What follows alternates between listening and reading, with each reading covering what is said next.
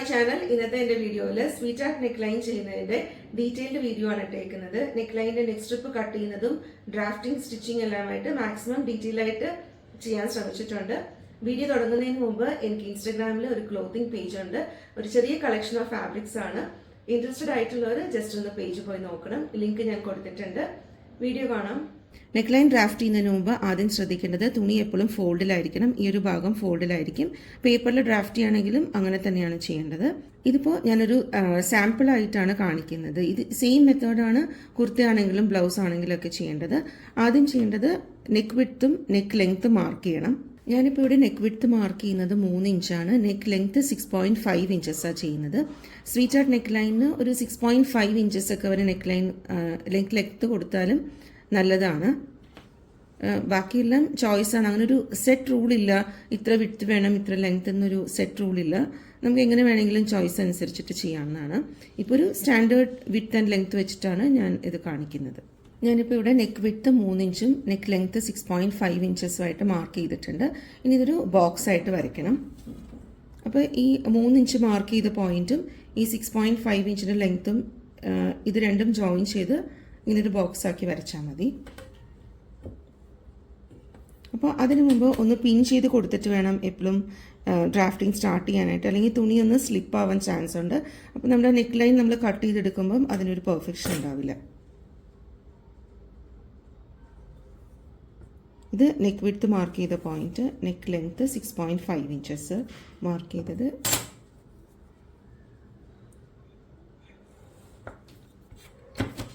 ഞാനൊരു ബോക്സ് ആയിട്ട് വരച്ചിട്ടുണ്ട്. ഇതിൻ്റെ അകത്താണ് നമ്മളിനി നെക്ക് ലൈൻ മാർക്ക് ചെയ്യാൻ പോകുന്നത്. Sweet art neck line 2 type ഉണ്ട്. ഒരു square shape sweet art neck ലൈനും ഉണ്ട്, ഇങ്ങനൊരു കർവ് വന്നിട്ടുള്ള സ്വീറ്റ് ആർട്ട് നെക്ക് ലൈനും ഉണ്ട്. ഞാനിപ്പോൾ ഇങ്ങനെ കർവ് വന്നിട്ടുള്ള സ്വീറ്റ് ആർട്ടാണ് നെക്ക് ലൈനാണ് ചെയ്യുന്നത്. ഇങ്ങനൊരു ഈ ഹാർട്ടിൻ്റെ ഷേപ്പിൻ്റെ ഈ ഒരു ഷേപ്പിനാണ് ആ സ്വീറ്റ് ആർട്ട് നെക്ക് ലൈൻ എന്ന് പറയുന്നത്. നമുക്ക് ഈ ഷേപ്പാണ് കറക്റ്റ് വരേണ്ടത്. അപ്പോൾ ഇവിടുത്തെ ഈ ഒരു ഷേപ്പ് വരുന്നത് എങ്ങനെ വന്നാലും നമ്മുടെ ചോയ്സാണ്. ഇത് സ്ക്വയർ ആയിട്ടും ചെയ്യാം, ഇങ്ങനൊരു കർവ് ആയിട്ടും ചെയ്യാം. അപ്പോൾ ഈ കർവിൻ്റെ എത്രത്തോളം ആ കർവ് വരണം എന്നുള്ളതൊക്കെ പേഴ്സണൽ ചോയ്സാണ്. ഇതിപ്പോൾ ഞാൻ പേപ്പറിൽ ഇങ്ങനെ ഡ്രാഫ്റ്റിംഗ് ചെയ്തിട്ട് ഇങ്ങനെ വെച്ചിട്ടുണ്ട്. ഇങ്ങനെ നമുക്കിപ്പോൾ ഞാൻ തുണിയിൽ ചെയ്യാൻ പോകുന്നത് ഇതുപോലെ തന്നെ പേപ്പറിൽ ഡ്രാഫ്റ്റിംഗ് ചെയ്ത് വെച്ചാൽ നമുക്ക് മെഷർമെൻറ്റ്സിലൊന്നും അത്ര ചേഞ്ച് ഇല്ല എന്നാണെങ്കിൽ ഇത് തന്നെ നമുക്ക് എടുത്തിട്ട് തുണിയിൽ വെച്ച് ചെയ്താൽ മതി. ഇങ്ങനെയാണ് പേപ്പറിൽ ഡ്രാഫ്റ്റിംഗ് ചെയ്തേക്കുന്നത്. ഇതിൻ്റെ ഷോർട്സ് ഞാൻ ചെയ്തിട്ടുണ്ട്. ഈ ഒരു നെക്ക് ലൈനാണ് ഞാനിപ്പോൾ ചെയ്യാൻ പോകുന്നത്. ഇതിപ്പോൾ പേപ്പറിൽ പ്രോപ്പറായിട്ട് ഡ്രാഫ്റ്റ് ചെയ്തേക്കുന്നതാണ്. അപ്പോൾ ഇങ്ങനെ പേപ്പറിൽ ഡ്രാഫ്റ്റ് ചെയ്ത് വെക്കുമ്പോൾ ഉള്ള ഗുണം എന്താണെന്ന് വെച്ചാൽ നമുക്ക് പിന്നീട് എപ്പോഴും വേണമെങ്കിലും ഇതെടുത്തിട്ട് അങ്ങ് വെച്ച് വരച്ചാൽ മതി. ഇത് ഫോൾഡിലാണ് ചെയ്തേക്കുന്നത്. ഇങ്ങനെ വെച്ചിട്ട് വരച്ച് ചെയ്താൽ മതി. ഇതിപ്പോൾ ഞാൻ ചെയ്യുന്ന മെത്തേഡ് ഞാൻ ഈ തുണിയിൽ കാണിച്ചു തരാം. അപ്പോൾ ബിഗിനേഴ്സിനൊക്കെ എപ്പോഴും ബെസ്റ്റ് ഇങ്ങനെ ചെയ്യുന്നതാണ്. ആദ്യം ചെയ്യേണ്ടത് നെക്ക് ലെങ്ത്തിൻ്റെ മിഡ് പോയിന്റ് എടുക്കണം. 6.5 ഇഞ്ചസാണ് നമ്മൾ നെക്ക് ലെങ്ത്ത് എടുത്തത്. അപ്പോൾ ടേപ്പ് ഇങ്ങനെ വെച്ചിട്ട് ഇങ്ങനെ ഫോൾഡ് ചെയ്താൽ മതി. 6.5 ഇഞ്ചസ് എവിടെ വരുന്ന ആ പോയിന്റിൽ ഇങ്ങനെ ഫോൾഡ് ചെയ്താൽ നമുക്കിങ്ങനെ സെൻറ്റർ പോയിന്റ് കിട്ടും. അല്ലെങ്കിൽ ടേപ്പ് വെച്ച് മെഷർ ചെയ്താലും മതി. ഇനി ഈ മിഡ് പോയിന്റ് എടുത്തതിൽ നിന്ന് താഴത്തേക്ക് ഒരു 1 ഇഞ്ച് മാർക്ക് ചെയ്യണം.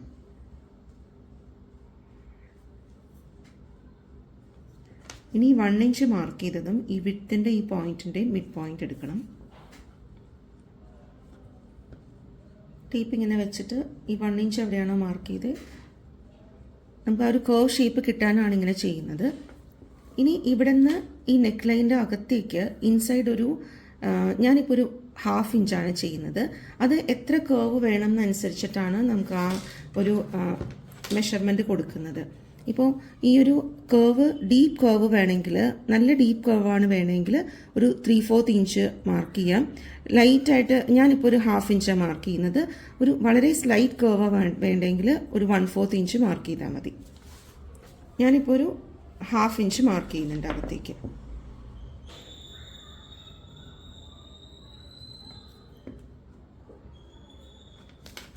ഇനി ഈ ഒരു വിഡ്ത്തിൻ്റെ പോയിന്റും ഈ 1/2 ഇഞ്ച് മാർക്ക് ചെയ്ത പോയിന്റും 1 ഇഞ്ച് മാർക്ക് ചെയ്ത പോയിന്റും ഫ്രഞ്ച് കർവ് വെച്ചിട്ട് ഒരു ഷേപ്പ് കൊടുക്കണം.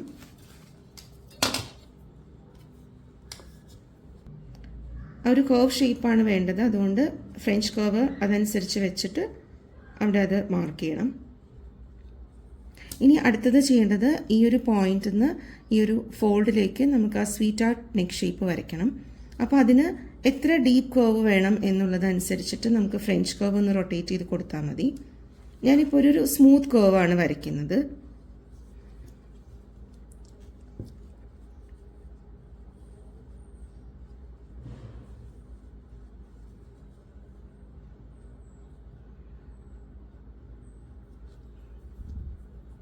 ഈ 1 ഇഞ്ച് പോയിന്റ് നമ്മൾ ഈ ഒരു കർവ് മാർക്ക് ചെയ്ത് ഈ പോയിന്റിൽ നിന്ന് ഇവിടേക്ക് കറക്റ്റ് ഇങ്ങനെ വരച്ചാൽ മതി.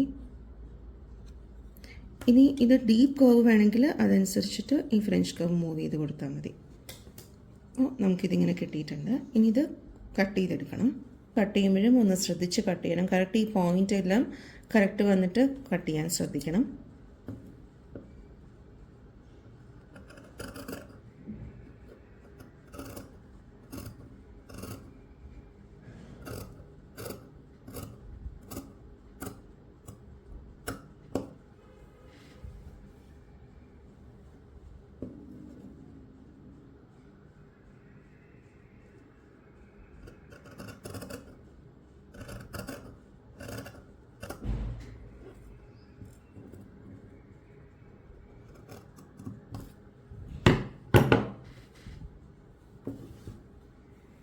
നെക്സ്റ്റ് ഷേപ്പ് ഞാൻ കട്ട് ചെയ്തിട്ടുണ്ട്. ഇപ്പം ഞാൻ ഫോൾഡ് ഓപ്പൺ ചെയ്തിട്ടില്ല.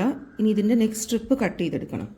നെക്സ്റ്റ് സ്ട്രിപ്പിന് വേണ്ടി എടുക്കുന്ന തുണി എപ്പോഴും ഫോൾഡിലായിരിക്കണം. അതിപ്പോൾ ഏത് ഗാർമെൻറ്റിൻ്റെ ആണോ നമ്മൾ കട്ട് ചെയ്യുന്നത് അതിൻ്റെ ബാലൻസ് പീസ് ഉണ്ടെങ്കിൽ അതിൽ നിന്ന് തന്നെ എടുക്കാം. അല്ലെങ്കിൽ അതനുസരിച്ചിട്ട് ഏത് തുണിയാണോ എടുക്കുന്നത് അതെപ്പോഴും ഫോൾഡിൽ വെച്ചിട്ട് വേണം ചെയ്യാനായിട്ട്. ഇനി ചെയ്യേണ്ടത് ഈ നെക്ക് ലൈൻ കട്ട് ചെയ്തത് എടുക്കുക. ഈ ഭാഗം ഫോൾഡിലാണ്. ഈ നെക്സ്റ്റ് സ്ട്രിപ്പിൻ്റെ നമ്മൾ തുണി എടുത്തതും ഇതും ഫോൾഡിലായിരിക്കുന്നത്. അപ്പോൾ ഈ രണ്ട് ഫോൾഡഡ് സൈഡും തമ്മിൽ ഇങ്ങനെ മാച്ച് ചെയ്ത് വെക്കുക.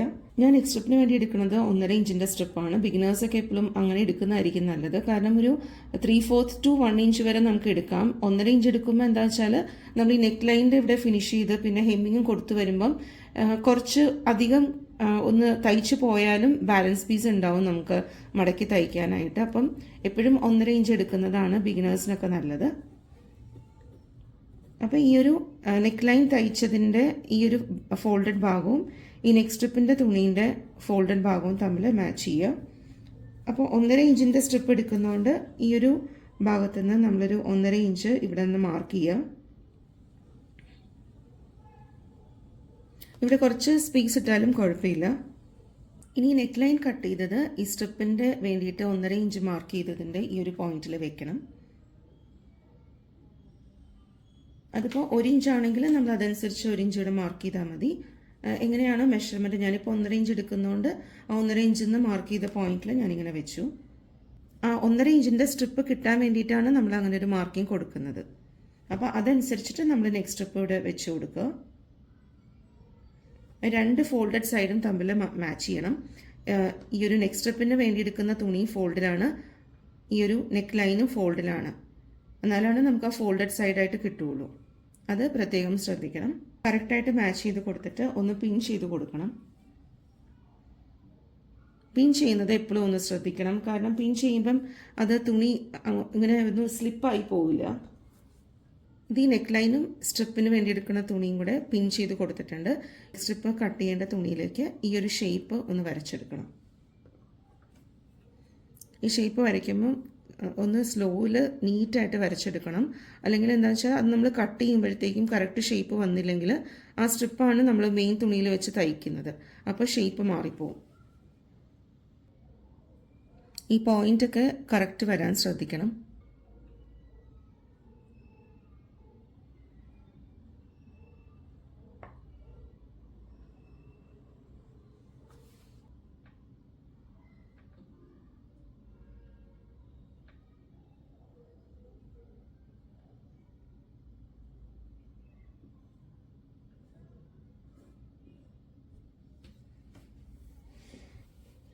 ഞാനിപ്പോൾ ഈ നെക്സ്റ്റ് ഷേപ്പ് ഇവിടെ വരച്ചെടുത്തിട്ടുണ്ട്. ഇനി ഇതിനു വേണ്ടി നെക്സ്റ്റ് സ്ട്രിപ്പ് കട്ട് ചെയ്യണം.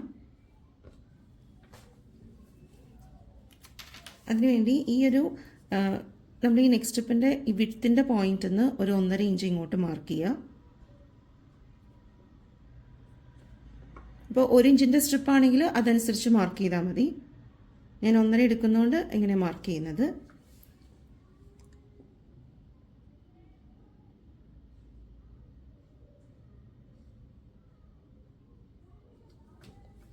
പിന്നെ ഈ ഒരു പോയിന്റ്, ഈ ഒരു സ്വീറ്റ് ആർട്ടിൻ്റെ ഈ ഒരു പോയിന്റ് വരുന്ന സ്ഥലത്തു നിന്നും 1.5 ഇഞ്ച് മാർക്ക് ചെയ്യുക.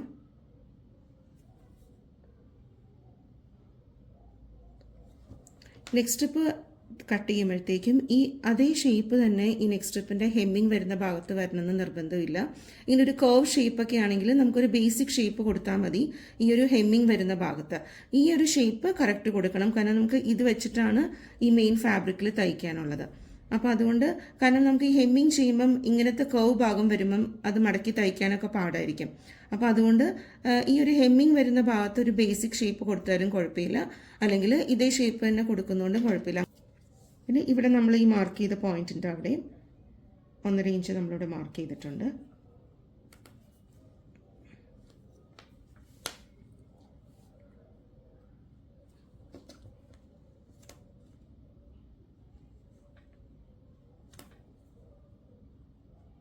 പിന്നെ ഇടയ്ക്കൊന്നും ഒരു 1.5 ഇഞ്ച് മാർക്ക് ചെയ്ത് കൊടുത്തേക്കണം.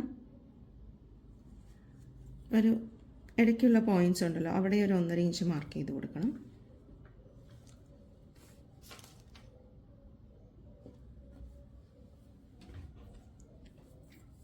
എന്നിട്ട് സ്കെയിൽ വെച്ചിട്ട് ഇവിടെ മാർക്ക് ചെയ്ത ഈ പോയിന്റും ഇവിടുത്തെ ഈ സ്വീറ്റ് ആർട്ടിൻ്റെ ഈ ഒരു പോയിന്റ് വരുന്ന ഭാഗത്തും ഇങ്ങനെ ഒരു സ്കെയിൽ വെച്ചിട്ട് ഒരു സ്ട്രെയിറ്റ് ലൈൻ വരച്ചു കൊടുക്കണം.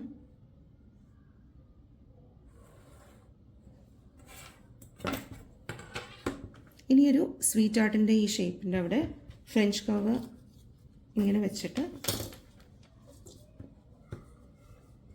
ഈ ഒരു പോയിന്റും ഈ 1.5 ഇഞ്ചിൻ്റെ പോയിന്റും കൂടെ കണക്ട് ചെയ്യണം. നമ്മൾ ഇവിടെ ചെയ്ത പോലെ തന്നെ ഇത് നെക്സ്റ്റ് സ്റ്റെപ്പിന് വേണ്ടിയിട്ട് എളുപ്പത്തിന് വേണ്ടി നമ്മൾ ഈ ഒരു ഷേപ്പ് കൊടുക്കുന്നതേ ഉള്ളൂ.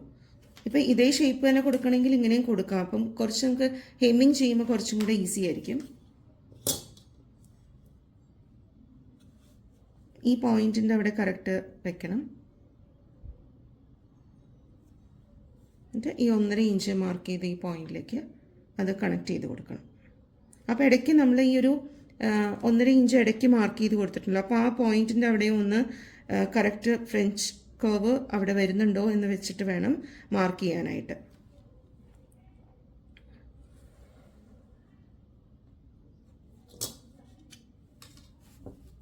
ഇങ്ങനെ കിട്ടിയിട്ടുണ്ട്. ഇനി ഇത് കട്ട് ചെയ്തെടുക്കണം.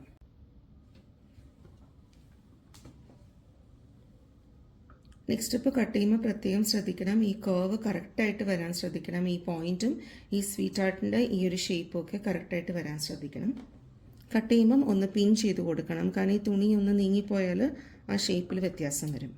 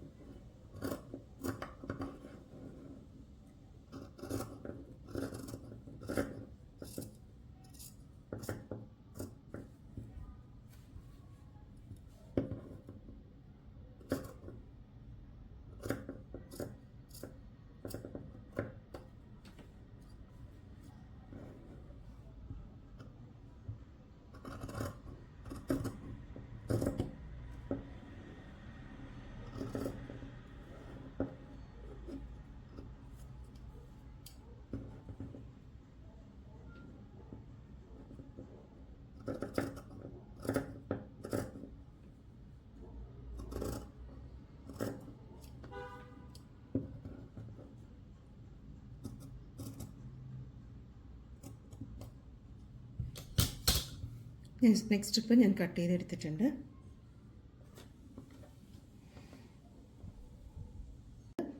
നമ്മൾ ഈ മാർക്ക് ചെയ്തത് റോങ് സൈഡിലായിരുന്നു. പിൻ മാറ്റിയിട്ട് അത് ഓപ്പൺ ചെയ്യണം.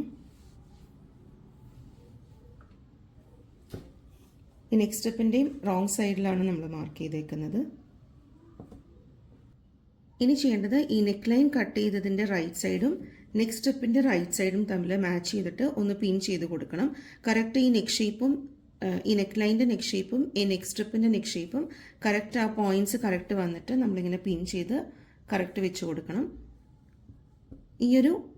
ഇത് റൈറ്റ് ടു റൈറ്റ് മാച്ചാണ്. ഇതിൻ്റെ മെയിൻ തുണിയുടെ റൈറ്റ് സൈഡും ഈ ഒരു സ്ട്രിപ്പിൻ്റെ റൈറ്റ് സൈഡും മാച്ച് ചെയ്തിട്ടാണ് ഇരിക്കുന്നത്.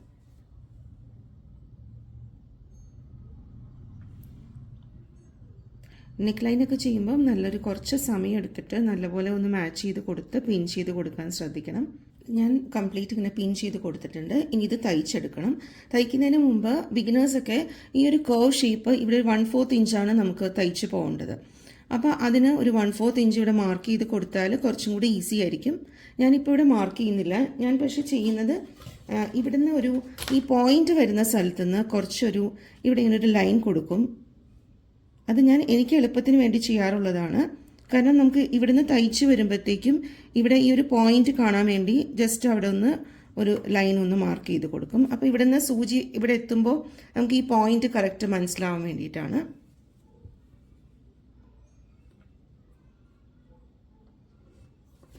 ഈ ഒരു പോയിന്റിൻ്റെ അവിടെയും ഞാൻ അങ്ങനെ മാർക്ക് ചെയ്ത് കൊടുക്കാറുണ്ട്. ഇത് ചെയ്യണം നിർബന്ധമില്ല. ഞാൻ ഇങ്ങനെ ചെയ്യുന്നത് ജസ്റ്റ് ഒന്ന് പറഞ്ഞതാണ്.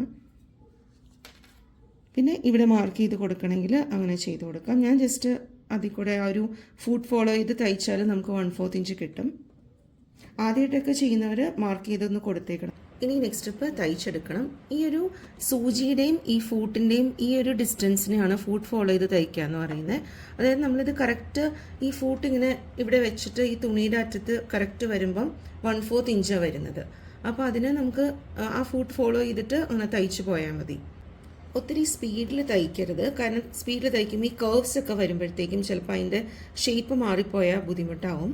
അപ്പോൾ അതുകൊണ്ട് കുറച്ചൊരു മീഡിയം സ്പീഡിൽ തയ്ച്ചാൽ മതി. അതുകൊണ്ടാണ് ബിഗിനേഴ്സ് എപ്പോഴും 1/4 ഇഞ്ച് മാർക്ക് ചെയ്താൽ നമുക്ക് ആ ഒരു കറക്റ്റ് ലൈനിൽ കൂടെ തയ്ച്ച് പോയാൽ മതി. ഞാനിപ്പോൾ മാർക്ക് ചെയ്തിട്ടില്ല. ഞാനിപ്പോൾ ഈ ഫൂട്ട് ഫോളോ ചെയ്തിട്ട് തയ്ച്ച് പോവാണ്.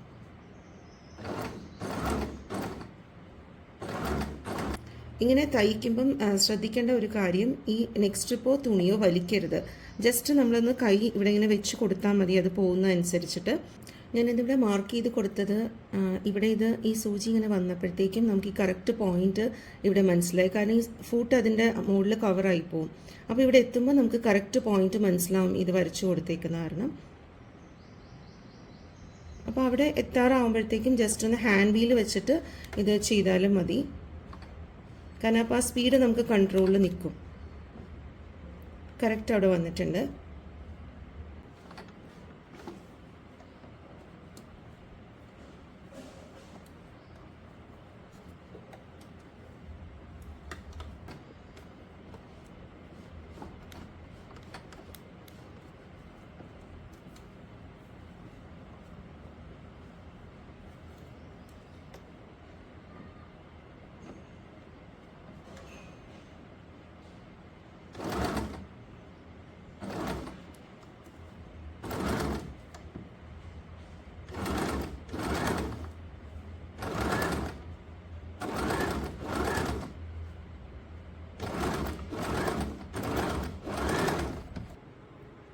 ഇപ്പോൾ നെക്സ്റ്റ് സ്റ്റെപ്പ് തയ്ച്ചു കഴിഞ്ഞിട്ടുണ്ട്. ഇനി പിന്നെല്ലാം റിമൂവ് ചെയ്യാം.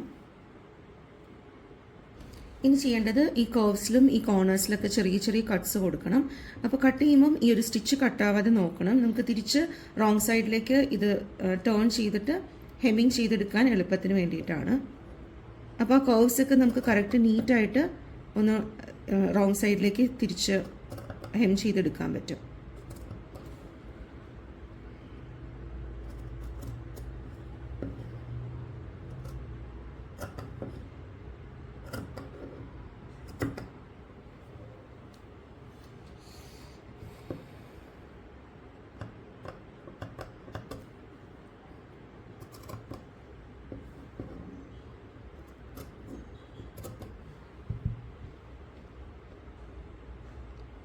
ഇനി ചെയ്യേണ്ടത് ഈ ഒരു നെക്സ്റ്റ് സ്റ്റെപ്പ് ഒന്ന് ഇങ്ങോട്ട് നമുക്ക് റോങ് സൈഡിലേക്ക് ടേൺ ചെയ്തെടുക്കണം.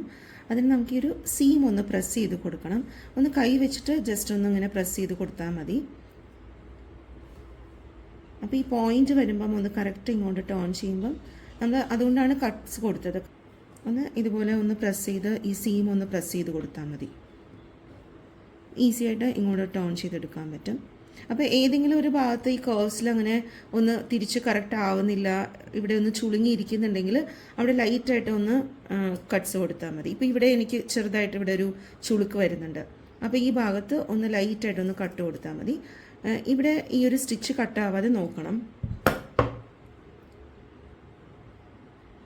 എന്നിട്ട് സീം ഇങ്ങനെ പ്രസ് ചെയ്തിട്ട് ഇങ്ങനെ തിരിച്ച് ഇങ്ങോട്ട് ആക്കിയെടുക്കണം.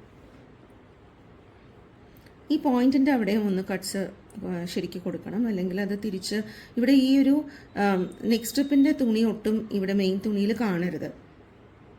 നമ്മൾ തിരിച്ച് ഇത് ടേൺ ചെയ്തെടുത്ത് കഴിഞ്ഞിട്ട്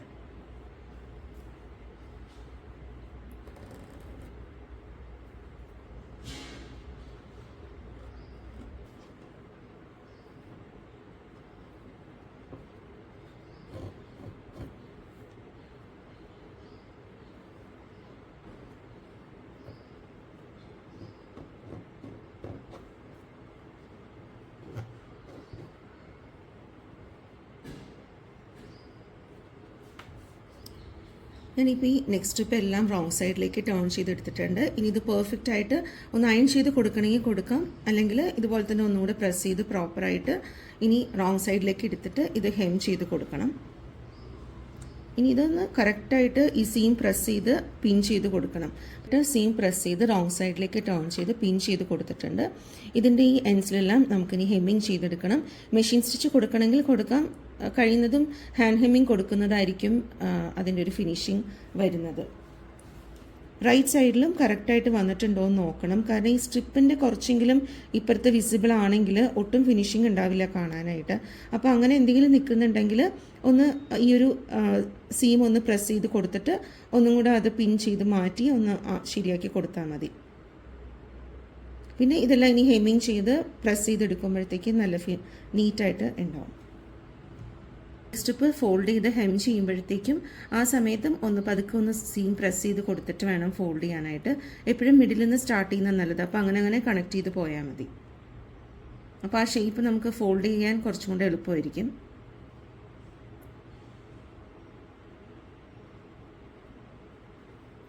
ഇതിങ്ങനെ ഫോൾഡ് ചെയ്തിട്ട് മെഷീൻ സ്റ്റിച്ച് ചെയ്താലും മതി. ഞാനെപ്പോഴും കൈവച്ചിട്ട് ഹെമ്മിങ് ചെയ്യുന്നതാണ് പ്രിഫർ ചെയ്യുന്നത്. ഇങ്ങനെ ഇതെല്ലാ ഭാഗവും അതേ ഷേപ്പിൽ തന്നെ ഇവിടെ എത്തുമ്പോഴത്തേക്കും ഇതൊന്ന് കറക്റ്റ് ഇവിടെ ഫോൾഡ് ചെയ്ത് കൊടുത്താൽ മതി. ഈ ഒരു പോയിന്റ് വരുമ്പോഴത്തേക്കും അതേ ഷേപ്പിൽ തന്നെ വന്നിട്ട് ഇവിടെ ഇങ്ങനെ ഒന്ന് ഫോൾഡ് ചെയ്ത് ഇവിടെ പിൻ ചെയ്ത് കൊടുത്താൽ മതി. അപ്പോൾ ആ കറക്റ്റ് ആ ഷേപ്പ് നമുക്കിങ്ങനെ കിട്ടും. അങ്ങനെ ഇതെല്ലാം ഒന്ന് ഫോൾഡ് ചെയ്ത് പിൻ ചെയ്തെടുക്കണം.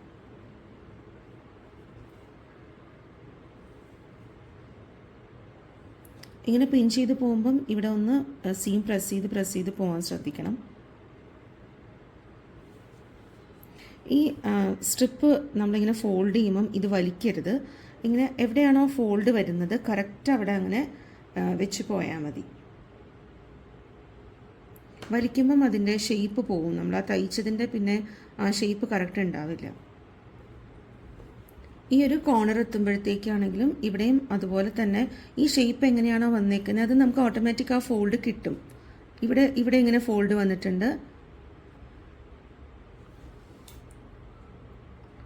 ഇവിടെയും ആ ഒരു കറക്റ്റ് ഇങ്ങനെ വന്നിട്ട് ആ പോയിന്റ് നമുക്കിവിടെ കിട്ടും. ഇങ്ങനെ അത് കറക്റ്റായിട്ട് നമ്മൾ കട്ട് ചെയ്തേക്കണമെങ്കിൽ അതുപോലെ തന്നെ വന്നോളും. ഇപ്പം ഞാൻ ഈ നെക്സ്റ്റ് സ്ട്രിപ്പ് എല്ലാം കറക്റ്റായിട്ട് പിൻ ചെയ്ത് കൊടുത്തിട്ടുണ്ട്. റൈറ്റ് സൈഡിൽ ഇങ്ങനെ വരും. ഇനി ഇതൊന്ന് നല്ലപോലെ പ്രസ് ചെയ്ത് കൊടുത്താൽ മതി. ഇനി ഇത് ഹെമ്മിങ് ചെയ്തെടുക്കണം.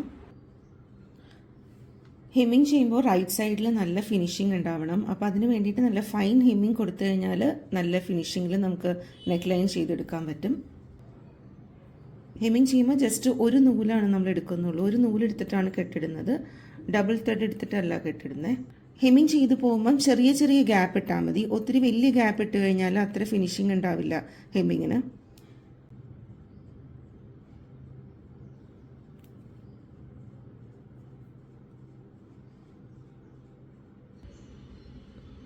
നെക്ക് ലൈനിൻ്റെ ഹെമ്മിങ് ഫുൾ ചെയ്ത് കഴിഞ്ഞിട്ടുണ്ട്. ഹെമ്മിങ് ചെയ്ത് കഴിഞ്ഞിട്ട് നമ്മൾ ജസ്റ്റ് ഒന്ന് അയൺ ബോക്സ് വെച്ചൊന്ന് പ്രസ് ചെയ്ത് കൊടുക്കണം. അപ്പോൾ നല്ല അതിൻ്റെ ആ സീം എല്ലാം പ്രസ്സായിട്ട് നല്ല നീറ്റായിട്ടുണ്ടാവും. ഹെമ്മിങ് ചെയ്യുമ്പോൾ റൈറ്റ് സൈഡിൽ നീറ്റായിരിക്കുന്ന പോലെ തന്നെ റോങ് സൈഡിലും നീറ്റായിരിക്കണം. അപ്പോൾ നമ്മൾ ഇതുപോലെ ഫൈൻ ഹെമ്മിങ് ചെയ്താൽ അതുപോലെ തന്നെ നല്ല നീറ്റായിട്ടുള്ള നെക്ക് ലൈൻ കിട്ടും.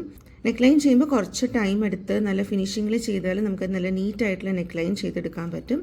ഇവിടെ ഞാനിപ്പോൾ ഇങ്ങനെ ഒരു കർവ് ആയിട്ടുള്ള സ്വീറ്റ് ആർട്ട് നെക്ക് ലൈനാണ് ചെയ്തേക്കുന്നത്.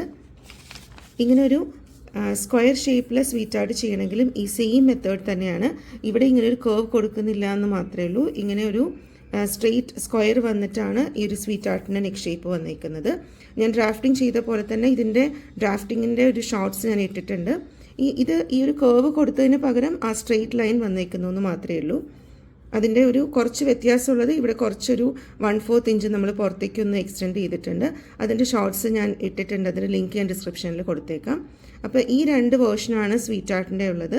പിന്നെ ഓഫ് ഷോൾഡറൊക്കെ വരികയാണെങ്കിൽ നമുക്ക് ഈ ഒരു പാർട്ട് ഉണ്ടാവില്ല. ജസ്റ്റ് ഈ ഒരു കർവ് പാർട്ട് മാത്രം, ഈ സ്വീറ്റ് ആർട്ടിൻ്റെ ഈ ഷേപ്പ് മാത്രം കുറച്ചും കൂടെ കർവായിട്ട് ഉണ്ടാവും.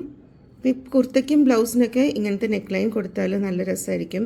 പ്രത്യേകിച്ച് ഹൈനെക്കൊക്കെ കൊടുത്താൽ നല്ല ഭംഗിയായിരിക്കും. നെക്ക് ലൈൻ വീഡിയോ ചെയ്തതിൽ എന്തെങ്കിലും ഡൗട്ടോ അല്ലെങ്കിൽ സ്പെസിഫിക് ആയിട്ട് ഏതെങ്കിലും നെക്ക് ലൈൻ വേണം എന്നുള്ളവരെ എനിക്കൊന്ന് മെസ്സേജ് ചെയ്താൽ മതി കമൻറ്റ് ബോക്സിൽ. ഞാൻ മാക്സിമം ചെയ്യാൻ ട്രൈ ചെയ്യാം. ഈ വീഡിയോ യൂസ്ഫുൾ ആണെന്ന് തോന്നുകയാണെന്നുണ്ടെങ്കിൽ ഒന്ന് ചെയ്ത് നോക്കിയിട്ട് അഭിപ്രായം പറയണം. താങ്ക്